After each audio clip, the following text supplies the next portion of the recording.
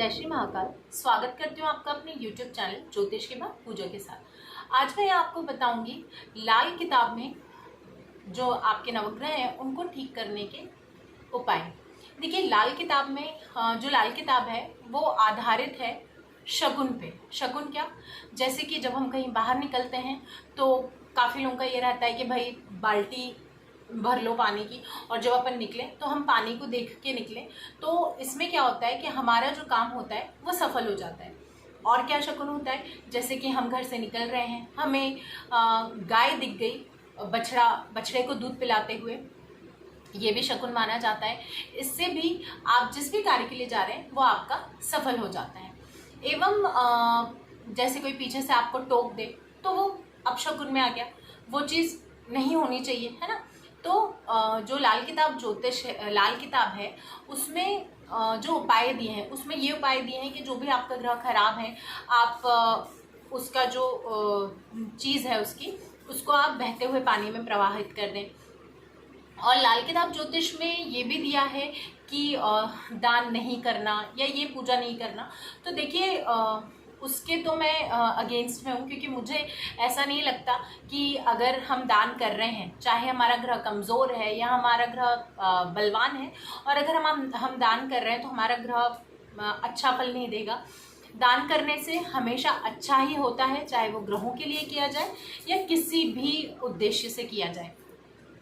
लेकिन सभी की कुछ कमियां भी होती हैं, और सभी में जो अच्छाइयां हैं और जो मैंने पढ़ा है, ये जो नवग्रहों से संबंधित जो उसमें उपाय दिए हैं वो मैं यहाँ से आपको बताना चाहती हूँ। तो देखिए, अगर हम सूर्य से शुरू करें तो जो सूर्य हैं, अगर सूर्य आपकी कुंडली में कमज़ोर हैं तो वैदिक ज्योतिष में भी यही कहा गया है कि आपके पिता से आपके संबंध अच्छे नहीं रहेंगे, आपके जो बॉस हैं उनसे आपकी नहीं बनेगी, आपको यश नहीं मिलेगा, आपकी बॉडी में अकड़न आना शुरू हो जाएगी। और यही चीज़ें आपके लाल किताब में भी बताई हैं। ठीक है, अब हमें अगर हमारे सूर्य को ठीक करना है तो हमें क्या करना चाहिए। सबसे पहले अपने पिताजी का सम्मान करें। उसके बाद एक और उपाय है जो कि बहुत आसान है, और हम अपनी डेली रूटीन में भी उस उपाय को कर सकते हैं। जब भी हम कोई कार्य कर रहे हैं तो थोड़ा सा गुनगुना पानी पी लें, तो इससे आपके जो सूर्य हैं वो अच्छा फल देने लगेंगे। बात करें हम चंद्रमा की, तो अगर चंद्रमा आपकी कुंडली में कमज़ोर है तो क्या आपको देखने को मिलेगा, आप अनुभव नहीं कर पाएंगे, आपको ऊंचा सुनाई देने लगेगा। मतलब कि अगर आपसे कोई तेज आवाज में बात करेगा तभी आप उसको सुन पाएंगे। आपकी आंखों में प्रॉब्लम, मतलब आपकी दृष्टि में प्रॉब्लम आने लगेगी, आप देखने में आपको थोड़ी तकलीफ होने लगेगी अगर चंद्रमा आपके कमज़ोर हैं तो वैदिक ज्योतिष में भी यही कहा गया है, अगर चंद्रमा कमज़ोर है तो आपकी माँ से नहीं बनेगी, और है ना। और यही चीज़ लाल किताब में भी कही गई है। तो आपको चंद्रमा को ठीक करने के लिए क्या कहा है कि पानी का आप मिसयूज़ ना करें। ठीक है, पानी आप बिना मतलब में ना फैलाएं। अगर आप बिल्कुल कर सकते हैं, इसको करने में कोई परेशानी नहीं है। अब हम बात करें मंगल ग्रह की, तो अगर मंगल ग्रह आपके कमज़ोर हैं तो आपको क्या दिक्कतें आने लगेंगी, आप निर्णय नहीं ले पाएंगे, आप एनर्जी जो है वो आप डल फील करने लगेंगे, आपका एनर्जी लेवल वीक हो जाएगा। आपको जो जैसे कि बच्चा होने के बाद आपका बच्चा अगर बार बार उसकी मृत्यु हो रही है, या फिर आप ऐसी दिक्कतें देख रहे हैं कि अबॉर्शन हो रहा है, ये चीज़ भी है। आपके ब्लड से रिलेटेड कुछ इश्यूज आने लगना, है ना। अगर ये सब आपको देखने को मिल रहा है तो ये समझिए कि आपके जो मंगल है वो आपकी कुंडली में कमज़ोर हैं। तो इनको ठीक करने के लिए आपको क्या करना है, इनको ठीक करने के लिए हालांकि वैदिक ज्योतिष में तो कहा गया है छोटे भाई बहन का सम्मान करें, लेकिन लाल किताब का जो उपाय है वो ये है कि आप अपनी आंखों में सुरमा लगाएं। तो देखिए, अगर आपको अच्छा सुरमा मिल रहा है और आप रात में लगा लीजिए उसको, और सुबह उठ के आप अपना मुँह धोएंगे ही, तो आपको सुरमा लगाएंगे तो आपके जो मंगल के जो आप देख रहे हैं जो आप उसके दुष्परिणाम वो अच्छा, मतलब मंगल अच्छा फल देने लगेंगे। अब हम यहाँ बुध ग्रह की बात करें, अगर आपके बुध ग्रह कमज़ोर हैं तो आपको मुंह से संबंधित परेशानियां आने लगी, आपको दांतों में परेशानी होने लगेगी, दांतों में दर्द होने लगेगा। तो इसके लिए लाल किताब में कहा गया है कि आप जो ब्रश कर रहे हैं वो काफ़ी अच्छे से करें, आप अपने मुंह की सफाई पे काफ़ी ध्यान दें, और जो आप ब्रश कर रहे हैं आप फिटकरी का यूज़ करें। देखिए वैदिक ज्योतिष में भी कहा गया है, हमारे शास्त्रों में भी कहा गया है कि अगर आप फिटकरी से ब्रश करते हैं तो लक्ष्मी की आपको प्राप्ति होती है। तो ये भी आप आराम से कर सकते हैं, इसको करने में भी कोई परेशानी नहीं आएगी। अगर मैं गुरु ग्रह की बात करूं, अगर आपके गुरु ग्रह कमज़ोर हैं तो आपकी पढ़ाई में व्यवधान आने लगना, आपको अपयश का देखना, आप सोना गुमना, आपको किसी भी अफवाह का शिकार हो जाना, तो ये सब चीज़ें गुरु ग्रह के कमज़ोर होने पे होती हैं। तो अब आपको क्या करना है, क्या बताया है लाल किताब में? लाल किताब में बताया है कि आप चंदन लगाएं, आप केसर का तिलक लगा सकते हैं, आप पीला चंदन लगा सकते हैं। अब हम बात करें शुक्र की। अगर आपके शुक्र कमज़ोर हैं तो आपको त्वचा संबंधित परेशानियां होने लगेंगी।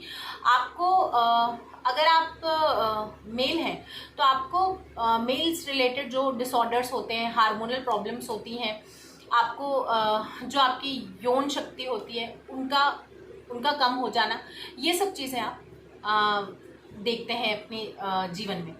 तो आपको इसको ठीक करने के लिए क्या करना है, आपको गौग्रास निकालना है। मतलब आपकी जो थाली है उसमें से आप गौग्रास लेना शुरू करें। तो ये भी बहुत आसान है, बिल्कुल आप कर सकते हैं।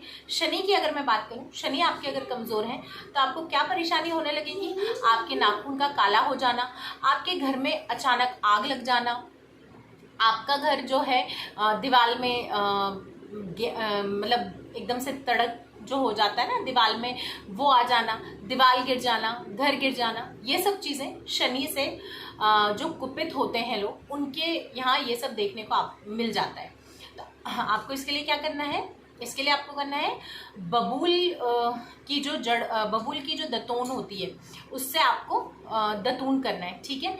अगर आप बबूल की दातून लाने में असमर्थ हैं, अगर आपको ऐसा लग रहा है कि नहीं मिल रही है, तो आप कौवे को रोटी दें। मतलब आपकी जो थाली है उसमें से कौवे के लिए भी थोड़ा सा भोजन निकालें।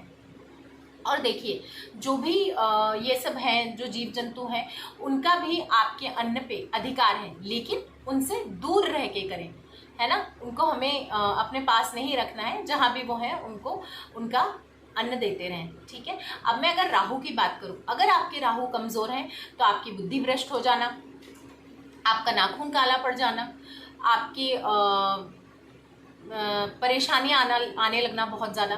तो राहु को ठीक करने के लिए आपको क्या करना है, राहु को ठीक करने के लिए भी आपको राहु को ठीक करने के लिए एक तो आपके ससुराल पक्ष से अच्छे संबंध रखने चाहिए। आपको ससुराल पक्ष से कभी भी आपको उनकी बुराई करना या उनसे संबंध अच्छे ना रखना, ये सब चीज़ नहीं करना चाहिए। अगर आप अपने ससुराल से अच्छे संबंध रखते हैं तो राहु भी अच्छा फल देने लगते हैं। और एक बहुत अच्छी बात कि अगर किसी के राहु कमज़ोर हैं कुंडली में, तो ऐसे लोग जॉइंट फैमिली में रहें। जॉइंट फैमिली में रहने से काफ़ी सारी प्रॉब्लम्स वैसे ही ठीक हो जाती हैं।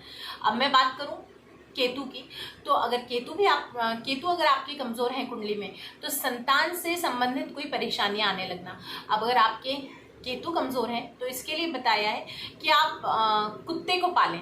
तो देखिए मैं तो इसके अगेंस्ट में हूँ कि भाई कुत्ता पालना मेरे हिसाब से तो ठीक नहीं है, पर ये लाल किताब में दिया है कि आप कुत्ते को पाल सकते हैं, पर हाँ आप कुत्ते को रोटी ज़रूर दे सकते हैं, है ना।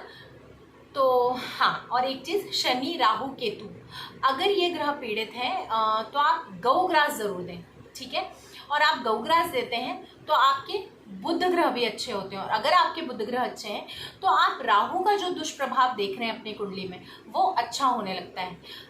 तो ये सब आप उपाय करें, और ये सब अगर आप उपाय करते हैं तो आपके जीवन में जो नवग्रह से रिलेटेड परेशानी आ रही हैं वो दूर हो जाएंगी। और ये सब उपाय बहुत ही सरल उपाय हैं। इन उपायों का करने के लिए हमें कोई अलग से कुछ नहीं करना है, ये उपाय हम डेली रूटीन में भी कर सकते हैं। तो ऐसी ही वीडियोस देखने के लिए प्लीज़ मेरे चैनल को सब्सक्राइब कीजिए, और अगर आपको मेरी वीडियो अच्छी लगी हो तो प्लीज़ लाइक करें और मेरी वीडियो को शेयर करें। आपको भी अच्छा लगेगा ये जो मैंने कहा है यार, और जहाँ आप शेयर करेंगे उनको भी पसंद आएगा। जय श्री महाकाल।